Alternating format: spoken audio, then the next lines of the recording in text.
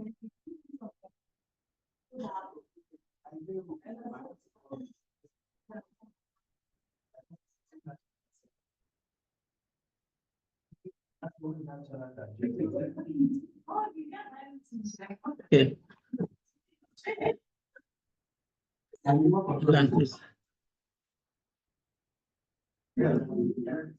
Maybe I should use my this.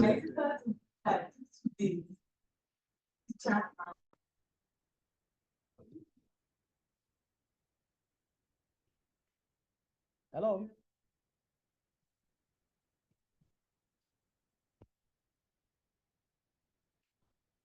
Hello. Hello.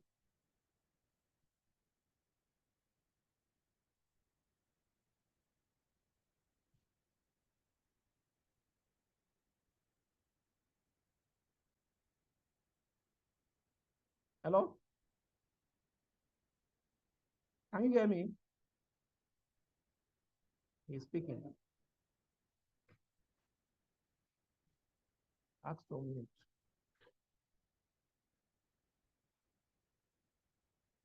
Hello? Yes, I can hear you now. Okay, very well. So I've made you the co-host. What it means is that you can present. So can we try it now so that Okay. try to share your screen. That's the way to test it. If you go to the bottom, you see share screen. You can see green. Have you seen it? Okay. At the Yeah, bottom, just share. So click on share and let's see.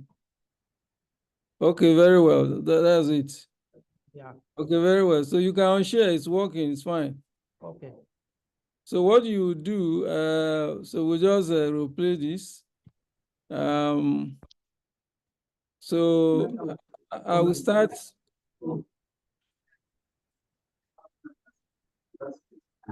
Hello? Hello, yeah, I can hear you. Right. So when we start, I will open it, opening remarks, welcome, why we're here, and the time allocation, then the topic, and then I will give you a profile. After that, then I will invite you to take the stage, and then you will be on the screen. You can then start your presentation and share your screen. Okay. So that introduction will take about 5 minutes or so because the chairman of PVT is not able to join us, so we'll make it short in less than 10 minutes. And you will have 30 minutes to present, and then 15 minutes for interaction, question and answers, and any comments from the audience. Okay. It's okay. Yeah. Thank you very much. We're having participants from Ajaokuta still. Okay. The sole administrator has also registered. I hope you'll be there. Okay. He informed me that the Ministry of Steel Development are having a retreat, so we may not be seeing some others from the ministry in Abuja joining. Okay. Yeah. But I know that the director of steel asked for the link, which I've sent to him. Okay, fine. That's good. So if you can join, that would be great. Yeah. So he told me that by that 5 o'clock, he should be able to join. Yeah. Okay, that's fine. Okay. And then the union one comrade. Yahaya. Yeah, said he was trying to join, and I said it's simple. So I told him what to do. So I hope he'll be there too. Okay. Actually, I gave your contact to him because he was calling me frantically. They know me, so, and I told him that I wouldn't be able to help him that issue, but he should call. He did. So that's fine. Okay. So I think we are set now. Yeah, we are set basically. So just leave it like this, and then at about 5, I will then call the meeting to order. Okay, that's so you fine. don't need to do anything. Don't reset. I won't do anything now. Just leave everything like this. Okay. All right. Okay. Thank you very much. Later. Thank you. No.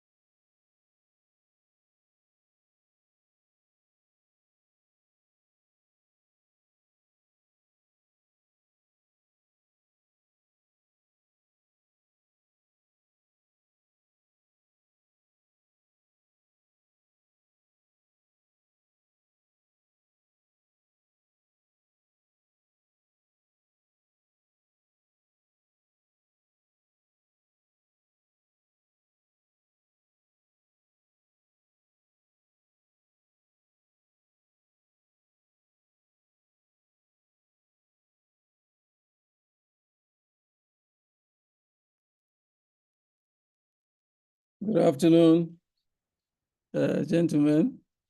I can see our guest speaker, Dr. Anthony Madagua. I can also see Mr. Dele Aluko, and of course our IT support in the background.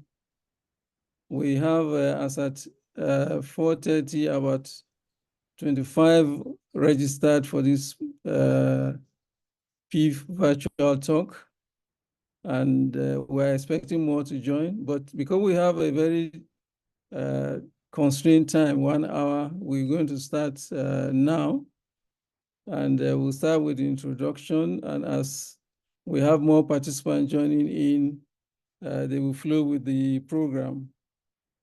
So I would like to formally welcome you all to the first PEEF virtual talk in 2022. As you may be aware, PEEF was established 7 years ago.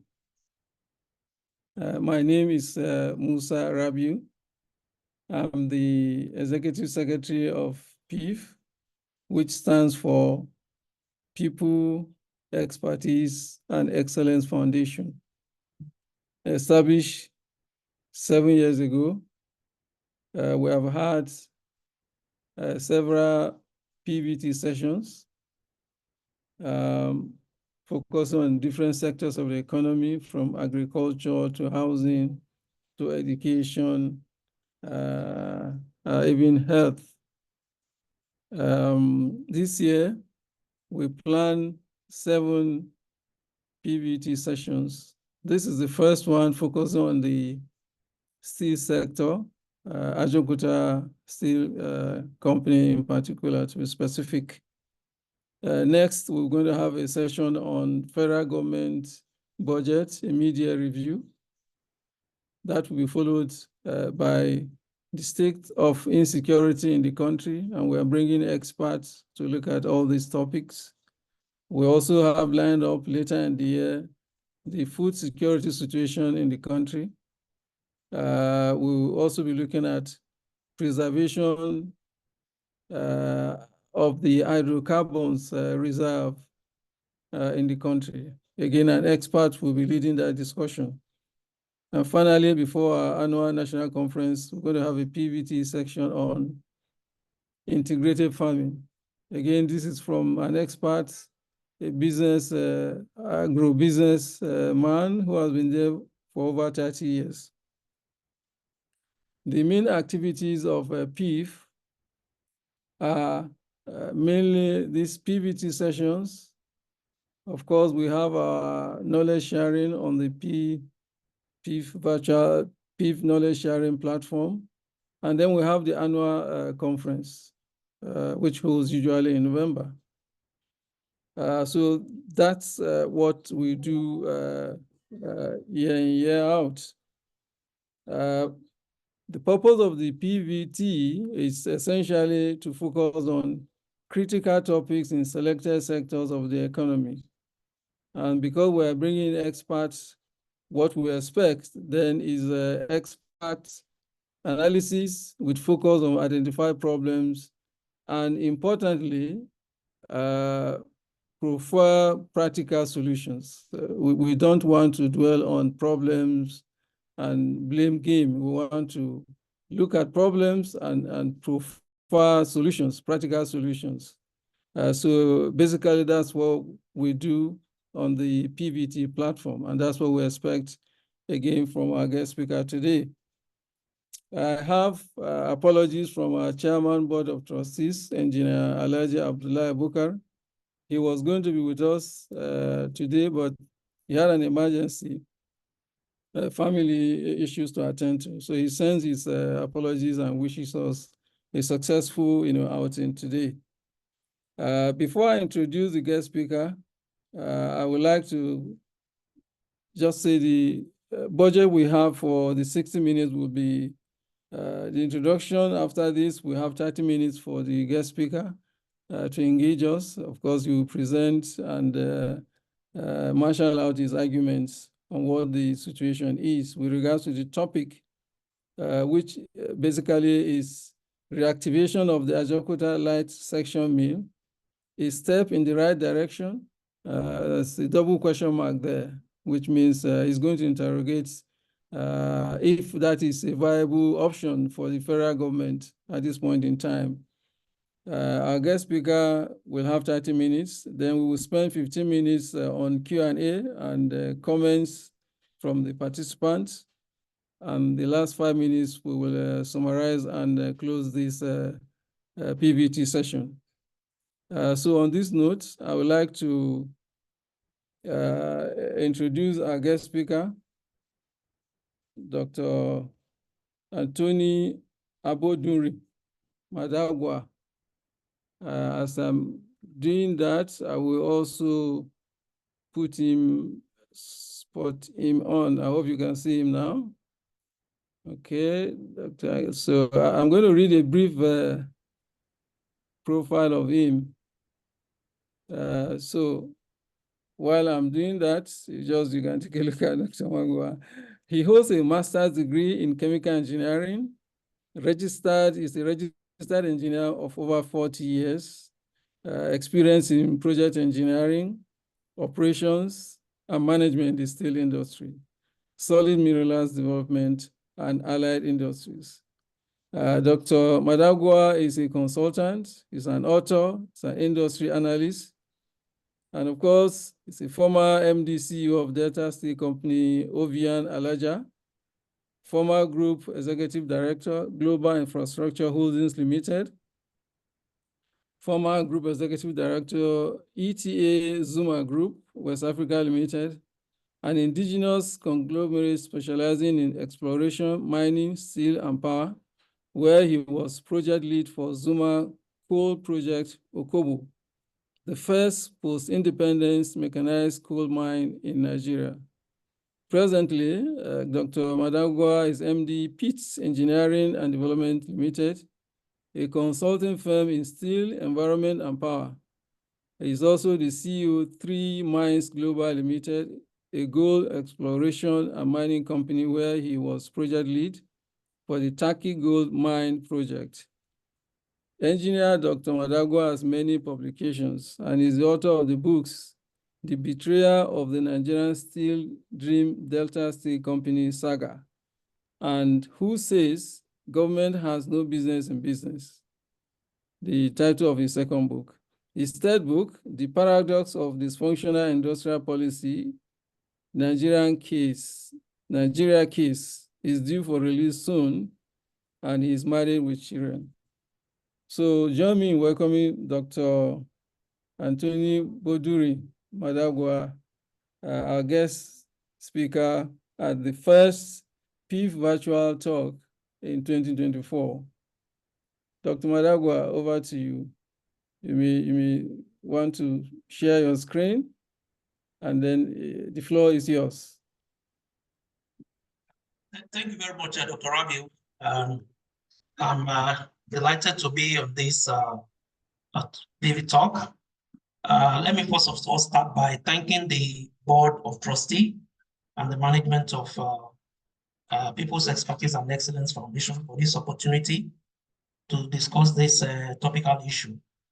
I have tried as much as possible to make my presentation very straightforward and down to earth as much as possible, considering the fact that many of our participants will be coming from different disciplines and background. And since Ajaokuta is a very topical issue, many people they want to know about the steel plants and what is happening to it. So consequently, I try to make my presentation is very short and very straightforward. Then we can have some time for answers. So you can you see my screen? Yes. So the first slide, of course, just addresses the. We can see your screen. Can you put it on slideshow? Okay. The slideshow, yeah. I will just a second.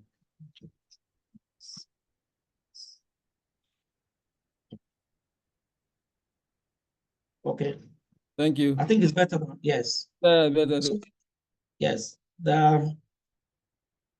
This is the outline for this presentation.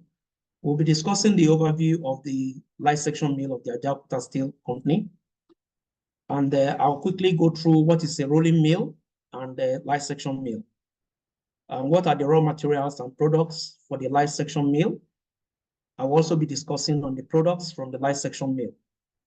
Then the next issue we'll be talking about is what is the strategy for the rehabilitation of the light section mill.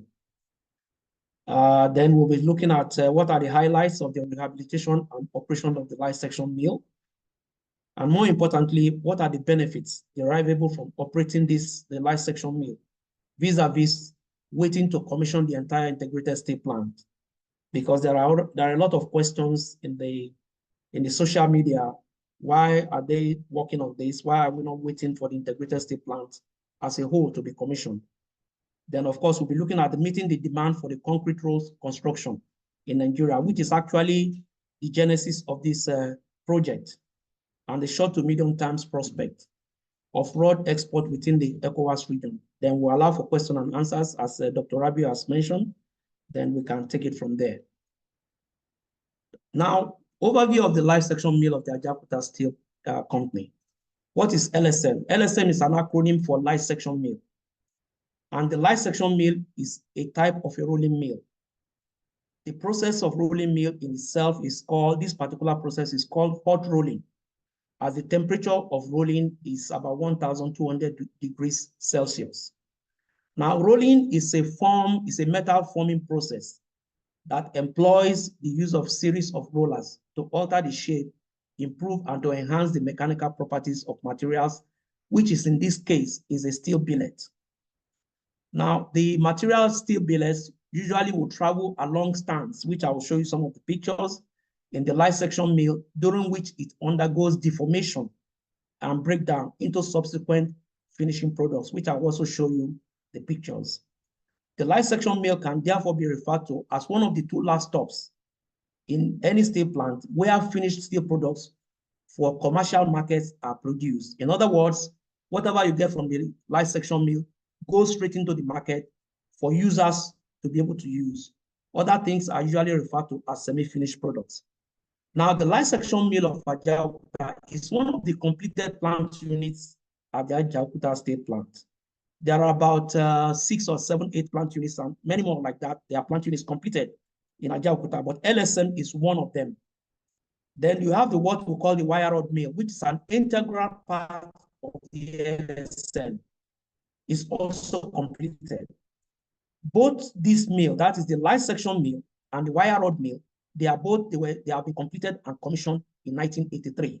1983 to date is about how many years? It's almost about 30-something years, 31 years. Now, the installed capacity of the LSM, which means the production capacity, is 400,000 tons per annum. It can produce 400,000 tons of various products per annum. The products are various sections of what we call profile. They are either rebars, channels, equal angles, and unequal angles. I will also show you the pictures of this product so that I can bring it home. And the raw materials for the light section mill is what we call the steel billets of size 100 by 100 by 12 meters. Now, these steel billets ordinarily should have been produced in Ajaokuta, but they are not produced in Ajaokuta for now because of the uncompleted blast furnace and the steel melting shop. Now, it may interest us to say that the light section mill was actually operated in 1983 when it was commissioned, in 1987, and then between 2005 and 2008, this light section mill was operated. Now, since billet production was yet to commence in Ajaokuta Steel Plant, just as I mentioned to you, mainly due to non-completion and commissioning of the blast furnace and the steel melting shop, steel billets that were used as input raw materials in the light section mill for production of rebars were outsourced. That means they were purchased from abroad and also from the former Delta Steel Company, Owen Alaja. The light section mill, the major equipment in the light section mill and facilities, they consist of rating furnace, mill stands, cooling bed, straightening machine, hydraulics, oil lubrication is a compendium of equipment that are strung together to be able to produce rebars. Now, this picture you are seeing here is just showing you what it means when I was talking about rollers. You pass the metal, that is the solid metal in form of billet. You pass it through these two rollers you are seeing, and these two rollers impact deformation onto the billets that you are passing through. And these rollers, they constitute what we call stands. In Ajaokuta, you have about 17 stands.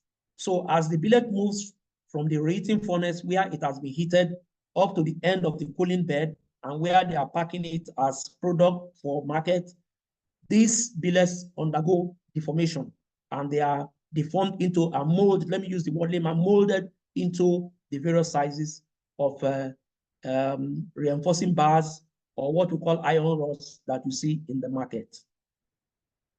Now, this is a picture of Ajaokuta, and on the right side of the screen, you can see the products that are produced in Ajaokuta, plain and rebars, all the iron rods that you see, the various sizes, the squares, the hexagon, all these products can be produced from the light section mill. But the mill has been down for, like I said, over 30-something years.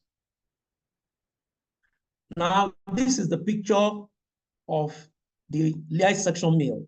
I got this picture courtesy of Ajaokuta people. These are the stands I was talking about. Now, the rollers I showed you in that last picture, they are embedded in these stands. And what you see there as red, that is the red hot billets that have been ejected at the temperature of 1,200 degrees centigrade into the mill stand. And these billets, they pass through from what we call stand 1 to stand 17, where they undergo deformation and rolling. So this is, and as they are going through these stands, they are being reduced according to they are being reduced in sizes until they get to the last stand. And the last stand, the number of stands you use is dependent on the size of rods that you want. If, for example, you are going to roll there's round 16, what you call it, round 16 or 3/4 inch, you are going to be using maybe 17 stands. But if you are going to be rolling like a 1.5 inch, that's 25 mm, 32 mm, the number of stands reduces, but I won't bug you with that. Now, this is the rebar. When they have been produced, you can see it being loaded in commercial lengths. They come in 12 meters, and they are being sold in the market in different sizes. This is it. This is a typical picture at Ajaokuta light section mill. Now, these are the products. On the left-hand side of the slide, you can see the billets. These are the billets. They come in sizes 100 by 100 by 12 meters. In some cases, they come in 120 by 120s. Ordinarily, these steel billets are supposed to be produced in Ajaokuta. Assuming the blast furnace is working, that you are melting a hot metal, which we call it the hot iron, and you are casting it. When you cast it in the steel melt shop, this is what it comes out of in billets. These billets are now passed through those stands you saw in the last slides, and they are now rolled into the rebars that you are seeing on the right-hand side of the slide. These are D16 and D25. Then if you go down, you see the unequal angle, you see the equal angle, and you see the channels. These, what we call sections, they constitute construction materials for your towers, that's for electric towers, that is for constructions and the rest of it. For structural buildings, these are the construction things that you require. We call it sections, and they can be produced in the light section mill of Ajaokuta Steel Plant. Now, what is the strategy for the rehabilitation of the light section mill? Well, according to I have listened to the minister a couple of times.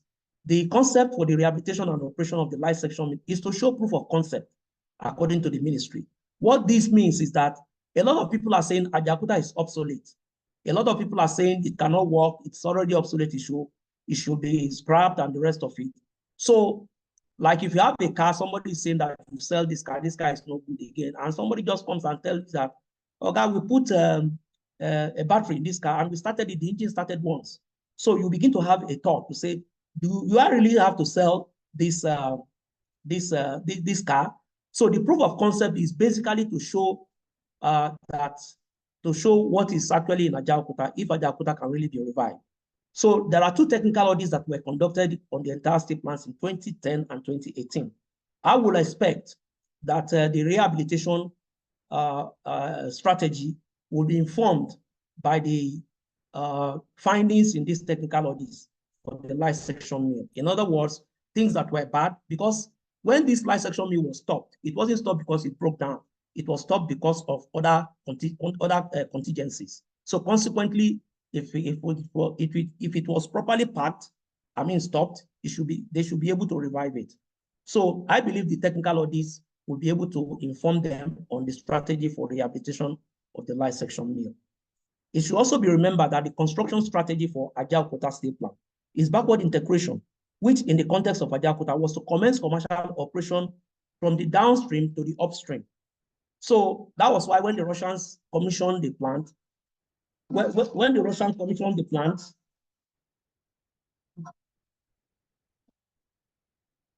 I'm sorry. So when the Russians commissioned the plant, they started with the light section mill.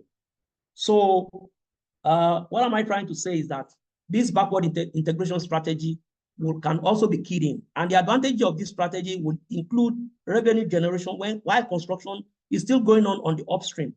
It will also help people to imbibe the culture of industrial discipline and skill that will be required to operate and manage a steel plant by the time the entire steel plant is completed and commissioned.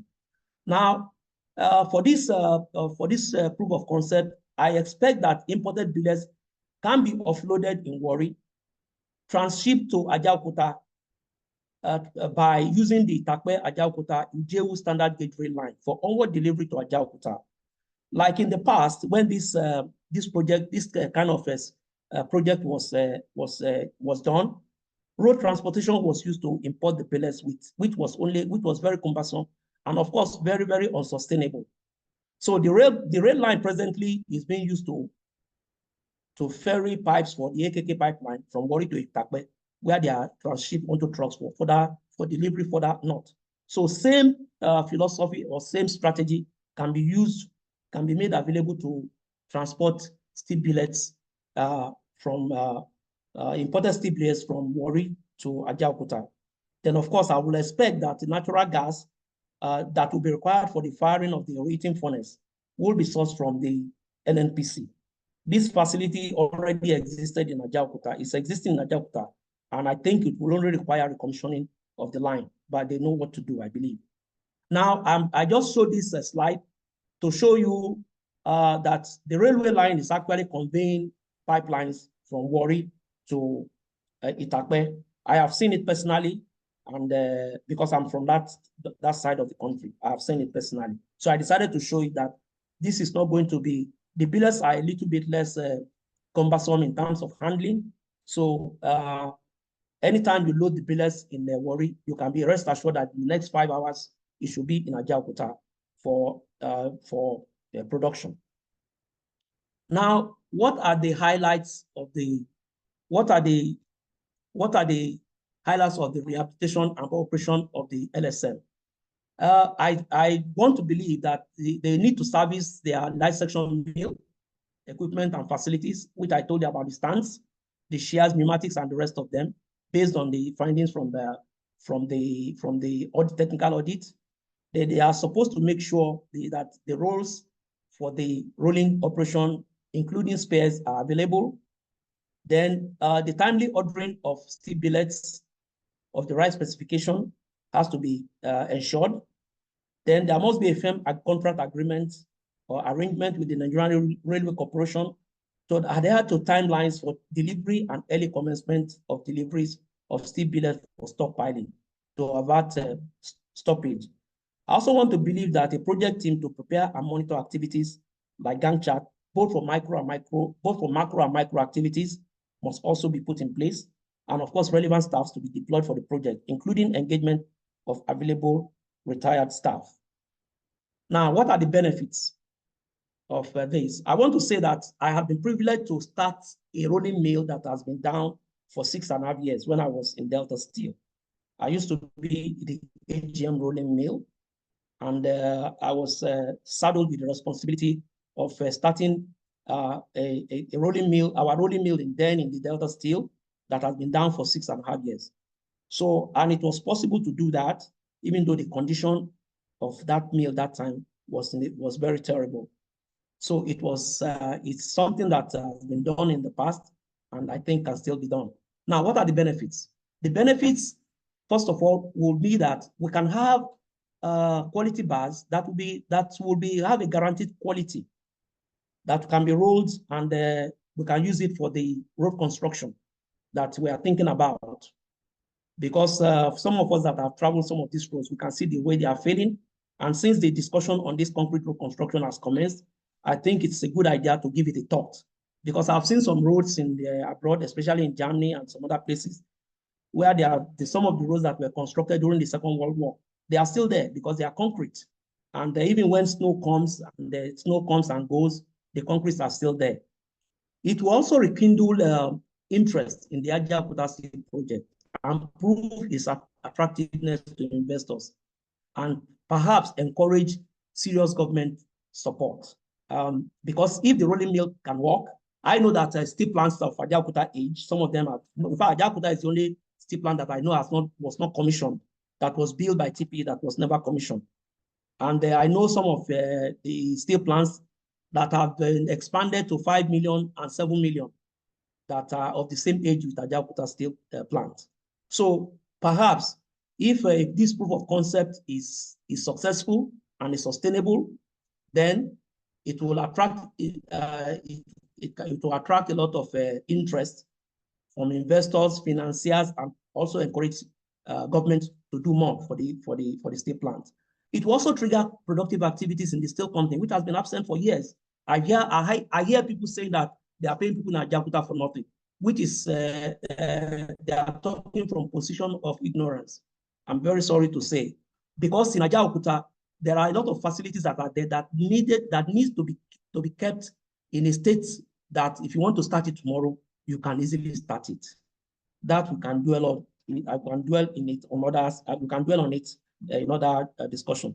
Then it will also be in tandem with the backward integration strategy, as originally planned for the construction and completion of the steel plant.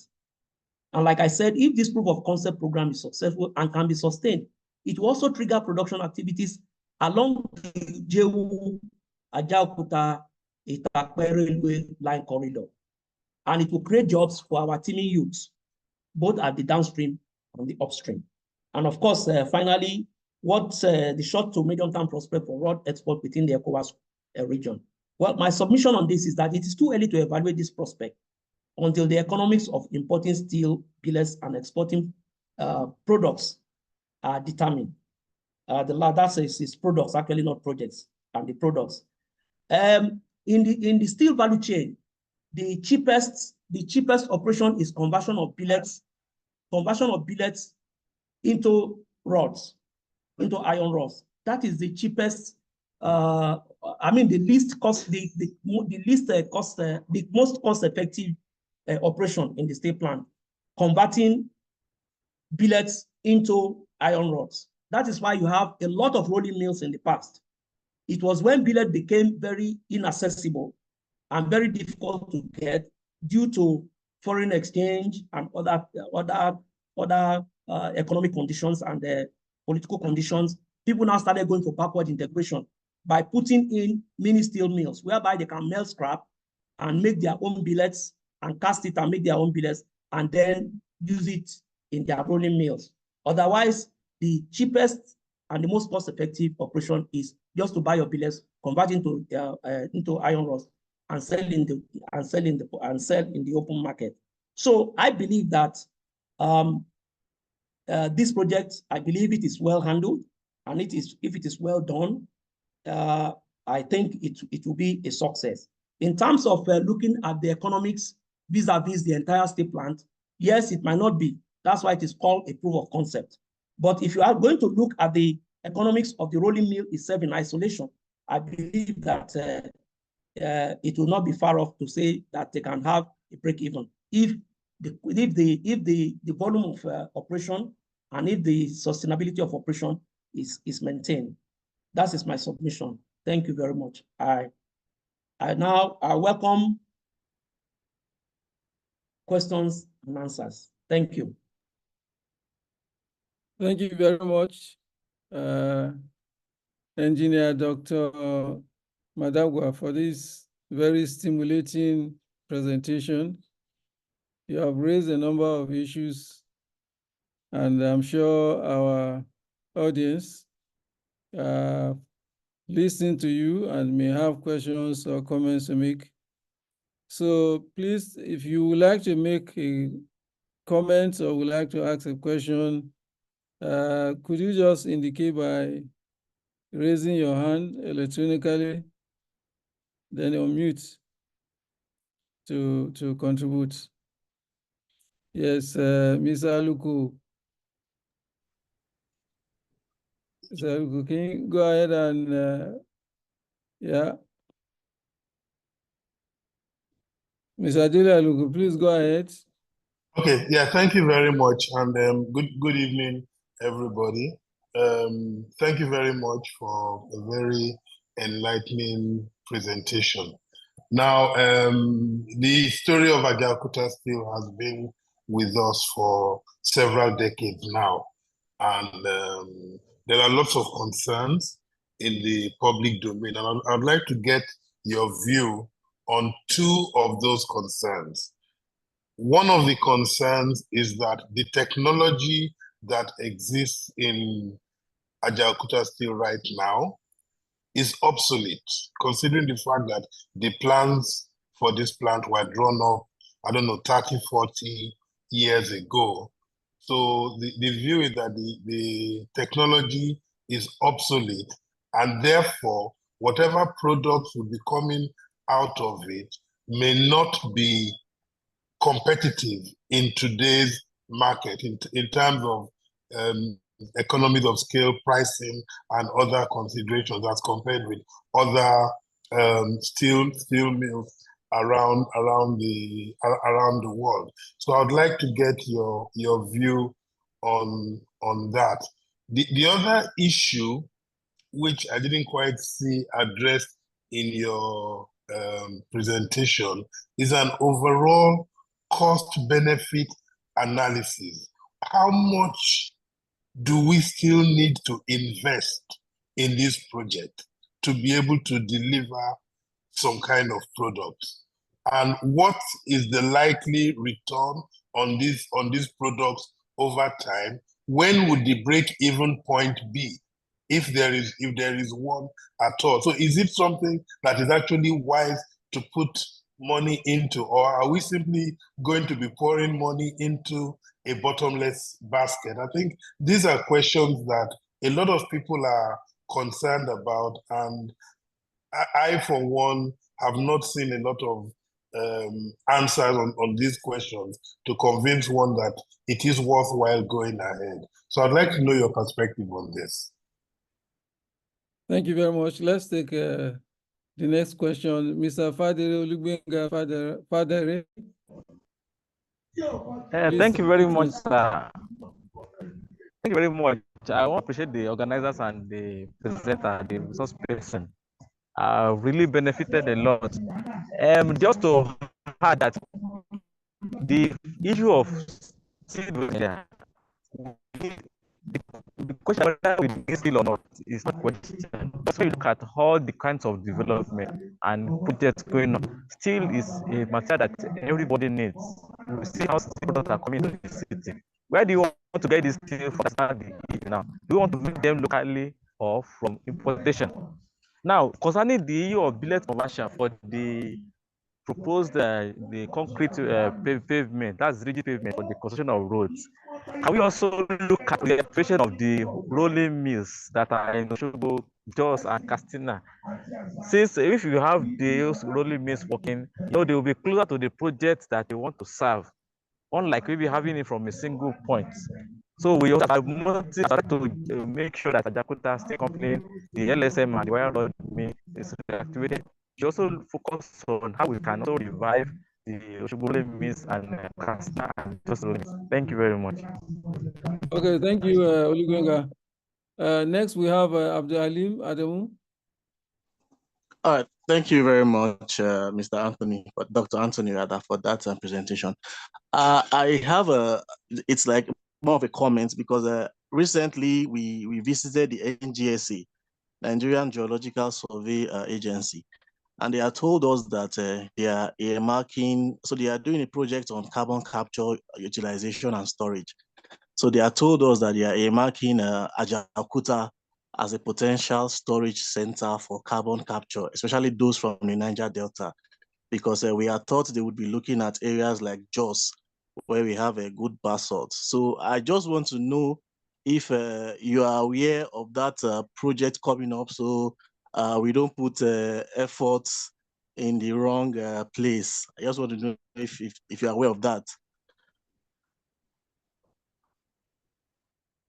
Okay. All right, so we have 3 questions. Dr. Anthony Madagua, could you please respond to this as we wait for more? Yes, thank you very much. I will start with Mr.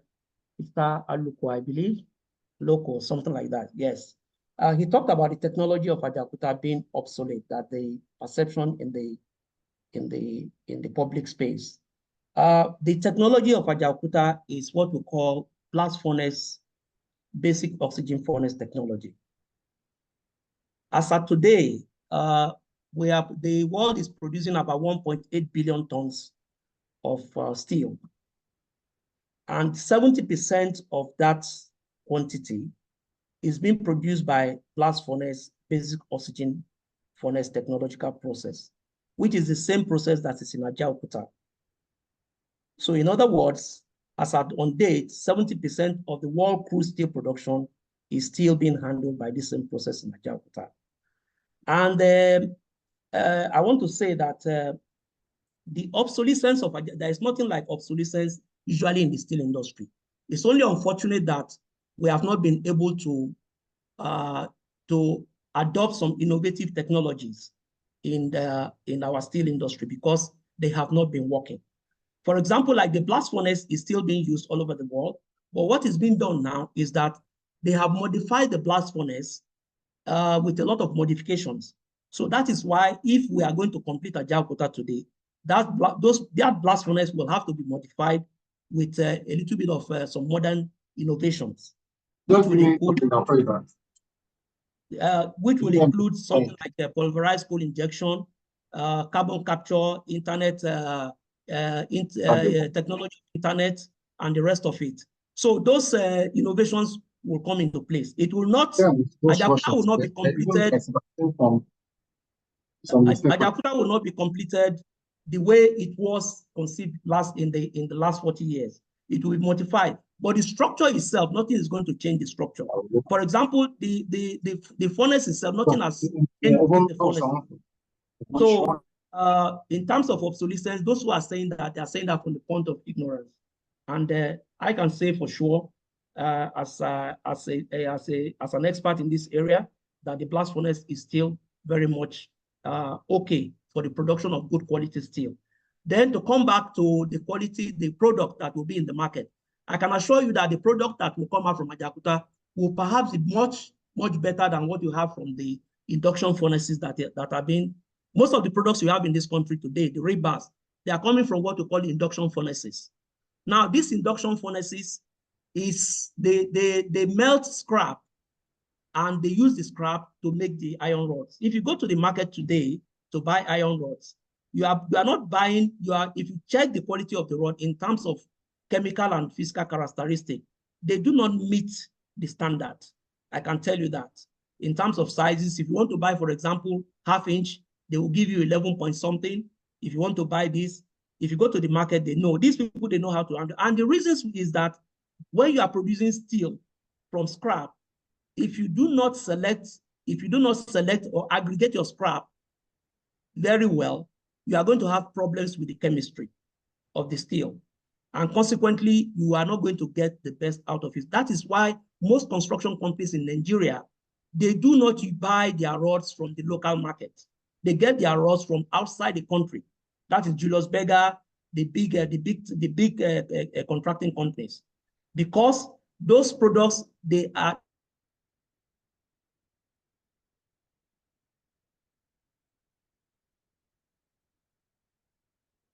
Hello, Dr. Madagua. Let me call them the age mates of Ajaokuta. Most of them are producing about 5 million tons. Bilal Steel Plant is one. Vizag is one. Bokaro Steel Plant is one. They are all producing, and some steel plants even in China, they are producing from this same process that has been given to us in Ajaokuta. So I can assure you that the quality of Ajaokuta, the quality of products from Ajaokuta will meet the standard. That is why I mentioned in my presentation that the quality of steel billets that will be put in Ajaokuta must conform to the acceptable quality specified by the manufacturers. That is number one. Number two, these days they also put what they call TMT online. The TMT online, that is thermomechanically treated billets. What they do is that, rods. What they do is that they can use different types of quality of billets to be able to process iron rods within the rolling mill. They just install the TMT box inside the rolling, just immediately after the stands, and they allow the rods to pass through the box, and it will impact the tensile strength and other characteristics that the material require. So I can assure you that the issue of obsolescence is not correct. Then in terms of investment, I mentioned that I have not actually done an economic analysis, but I can tell you that, of course, if you want to put the revenue generated and the rest of it on or from the light section mill on the entire Ajaokuta structure, the entire integrated steel plant comprising of many units, certainly you cannot break even. So, but they are calling this project proof of concept. In other words, they want to check whether this plant is still okay or not. I know it is okay as a technical person, because I know a lot of plants. The plants that were constructed in 1959, they are doing 5 million tons. Vizag, that was commissioned, the contract for Vizag was signed the same year, 1979, with Ajaokuta, is doing 7.3 million today. And it's the same equipment. They are just adding add-ons and the rest of it. So if we are able to manage Ajaokuta well, that is why I've always insisted that those who will come and rehabilitate Ajaokuta and complete it should be such that we can get a singular, a single guarantee from them. In other words, the continuity of the guarantee should be maintained, because after the completion of Ajaokuta, you are going to have what they call performance guarantee test, which is being carried out for every industry. And during the performance guarantee test, it will be tested, the plant will be tested for quality and for quantity. So for in case of profitability, if you are going to look at these operations only on LSM, I can assure you that it will be profitable. I have not done the economics because I am not an Ajaokuta staff. I'm not into this. But if I get it, I can assure you that nobody is going to put in money, especially when the bank is going to be involved. They must have done their economics. And like I told you, the most profitable, the most cost-effective operations in the steel plant is just converting billets into road products. You don't do any other thing. You just do that, and you are going to you just make your money. That's why you have a lot of rolling mills, and most of those rolling mills, they are not operating now because they don't have billets. Now, on further rate, he talked about making the other rolling mills to work. You see, one of the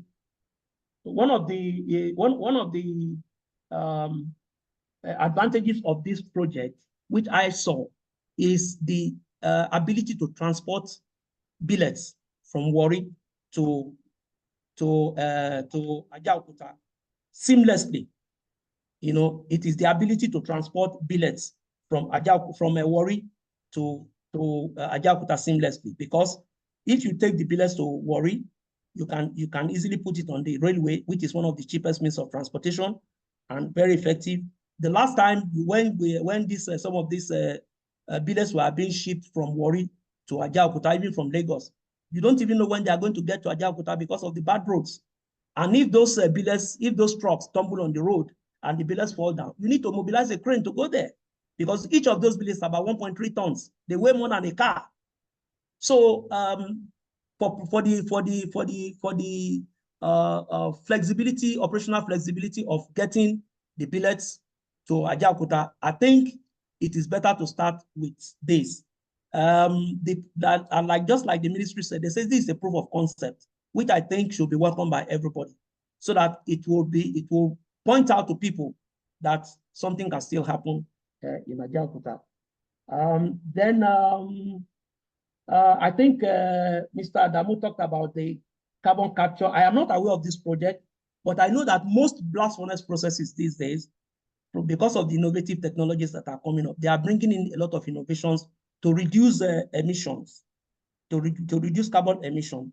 Most of these things, I believe, will be carried out during the full rehabilitation of the steel plants, because I expect them to do an environmental audit, which will take cognizance of the stringent environmental conditions that are applicable now compared to when it was 40 years ago.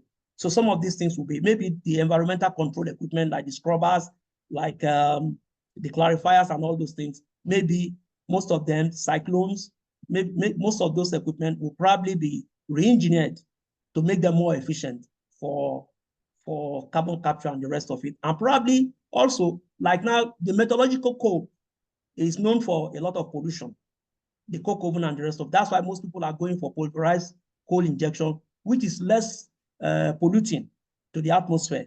So all these innovations, I believe, will be brought to bear when Ajaokuta will be rehabilitated, fully rehabilitated.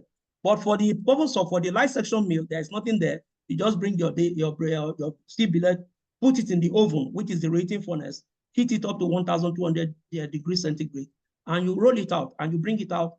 And if it works, then the wire rod mill also can work. I can tell you for free that one of the major challenges we have in this country now is that you cannot establish a nail making industry or office pin and those other downstream industries, which will have employed a lot of people, because the major raw materials you need for those nail industry, pin, office pin, and the rest of it, they are from wire coils. And the wire coils, nobody's making wire coil in this country. The few people that are making it, they have downstream nail factories. So they produce the wire coil for their nail industry, and then they dictate the cost in the market. So these are some of the challenges that we have in the market, which I believe that if Ajaokuta and other rolling mills can come up, then we will be able to have a reversal in this our industrial quagmire. And more importantly to say, can you develop without steel? We cannot develop without steel. Steel, I have said it many times, steel is technology, steel is power. If you don't have steel, you cannot make gun.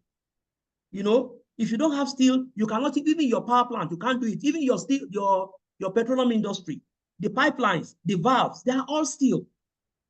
So if tomorrow we are fighting a country and they tell you tomorrow that we are not going to sell ammunition to you, just like it happened in some of the last administration, that we are not going to sell ammunition to you. Are you going to use stick to go and be fighting people who are going to fight with guns? So that is why steel should be looked at not from purely economic point of view, but also purely from political economic point of view, to be able to develop the country. And without steel is the base of industrialization. No country has ever developed without steel. In fact, if you look at the 20 most the 20 most developed economies in the world, look at all of them. Most of them, they have large population, they have small population, land size, and the rest of it. But the only index that is common to all of them, the only index is that they are all steel producing nations. All of them are producing steel. So how do you want to displace them? How do you want to compete with them if you don't have steel? Recently, I was reading an article by the Nippon Steel of Japan. They want to buy United States Corporation Steel. And the Senate said that selling their steel industry to Nippon Steel of Japan will compromise their security. Will compromise their security. If you contact me, I will give you those articles to read. It's a discussion on the floor of the Senate that it will compromise their security. So why are we thinking that? Why are we looking at steel from the prism of economics alone? So that is why, even though I know that steel is being profitable, like Hadid steel plant of Saudi Arabia, it's one of the most profitable steel companies in the world. In fact, the last World Cup in Brazil, the one that was held in, I think, in one of the South American countries, the two stadia, they are all the steel that were used there. They were produced from Hadid steel in Saudi Arabia. All the steel that were used to construct those two stadia. And today, that steel plant alone is also doing special steel to be used in areas that are prone to seismic activity, to earthquake and the rest of it. So they are making a lot of money. And it's one of the major subsidiaries of Aramco, one of the most profitable companies in the world. So we should be thinking of how to make our industries very, very profitable, whether they are government or they are not government. And that is why I wrote that my book, Who Says Government Has No Business in Business? Hadid steel plant is owned 100% by Saudi Arabian government. So do not look at this thing from the prism of Dr. Madagua, thank you so much. There's passion, there's knowledge, there is experience. There's one more question as we wind down. We have less than 10 minutes to bring this PVT session to a close, but there's a question in the chat box. It's from Ahmed Mohammed, I think from Boston, Harvard Medical School in Boston. He says, thank you, Dr. Madagua, for a great presentation. Could you please elaborate on the potential human capital impacts of rejuvenation of the Ajaokuta Steel project, specifically in terms of job creation, skills development, and talent attraction to the region itself? Thank you. So maybe in 4 or 5 minutes maximum, respond to this, please. Very much. Thank you very much. Ajaokuta, when it is completed, will employ about 8,000, that's about 9,000 people directly. And according to the World Steel Association, for every dollar you invest in the steel industry, it generates $2.2, $2.5. So which means that, and for every job you create in the steel industry, it creates about 10 jobs. So it's one of the biggest multiplier of job.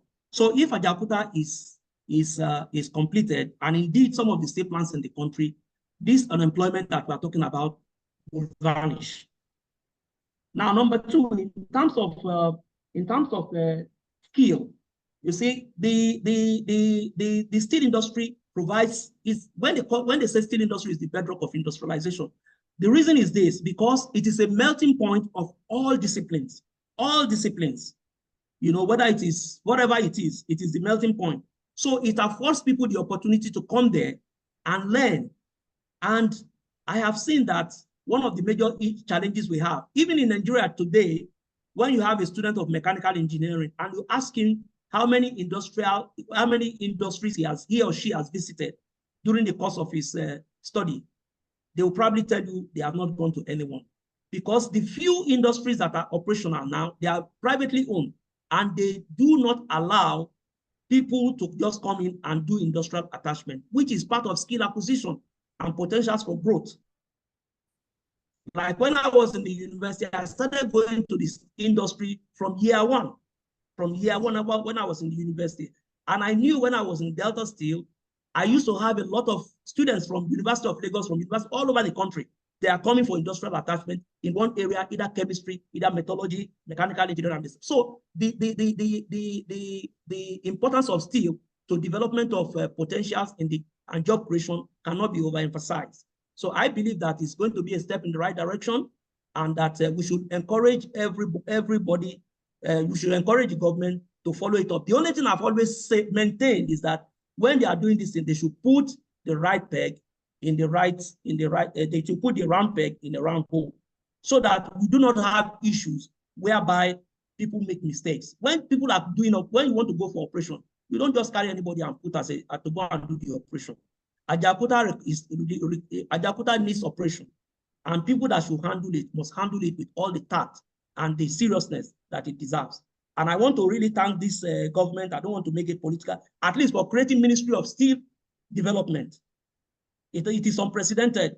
The last time it was done was during the Sheikh Shagari's time. And that was how we were able to develop all these steel establishments, the steel companies and these establishments. So now that we have gone back to the full cycle and we are having Ministry of Steel Development, I pray that they do the right things and we can take our steel industry, we can move it forward and become an industrialized nation. Thank you so much, Dr. Madagua, for your very articulate responses to all the issues. I don't know if there is one last one, short one, before we close. Anyone would like to? I want to add about this of carbon capture and storage. No, sorry, even who is without sorry. Yeah, you kept your hand up. So can you make it very brief because we're running up now? I just want to comment on the issue of carbon capture and storage. Even without the point of the Geological Survey Agency, the design of Ajaokuta Steel Company Limited is just based on that the power plants of the Ajaokuta Steel Company, that's the thermal power plant, is designed to utilize the coke oven gas to power the power plant. So instead of using natural gas to run the power plant, it uses coke oven gas and the blast furnace gas, which has a lot of concentration of carbon dioxide and carbon monoxide. So Ajaokuta has a very low carbon footprint when it comes to emissions, because the emissions from the coke plant and blast furnace plant are utilized because they have high calorific value to generate electricity in the power plant. So the system is actually good for carbon capture and storage because they can utilize the byproduct gas to run the power plant. Okay, thank you very much, Mr. Fadare. I think your contribution is supportive of the argument that Dr. Madagua has made already with regards to carbon footprint. Except Dr. Madagua, you want to say one or two things because we have less than 3 minutes to close. Well, I think he has said it all. I don't want to add anything. Thank you very much for that. Okay. So on this note, we would like to really appreciate our guest speaker, Dr. Anthony Godwin Madagua, for this excellent presentation. Very informative, very enlightening. And our role in PEEF is to support government through critical review of what they do or what they intend to do, and also recommend what is appropriate to be done for the overall interests of the country. I fully agree with the submission that without the steel industry being set in the right track, we can't think of any meaningful industrialization. We'll continue to be dependent. So I'm looking forward to when Dr. Madagua shares with us his written material. It will contain specific solutions that we are profiling on specifically the light section mill, how to tackle the issue of importation of steel billets. I don't know local alternative, at least in the medium term, and any specific ideas on some cost-benefit analysis, even for the LSM, in terms of job creation. You can create scenario, you make some assumptions, because when we go to government, we say, look, the proof of concept based on our assumptions is this. So, we're not just talking theory. You are an industry man, you know the facts, you have the experience. So please reflect all of these when you send to PEEF management your written submission on this presentation.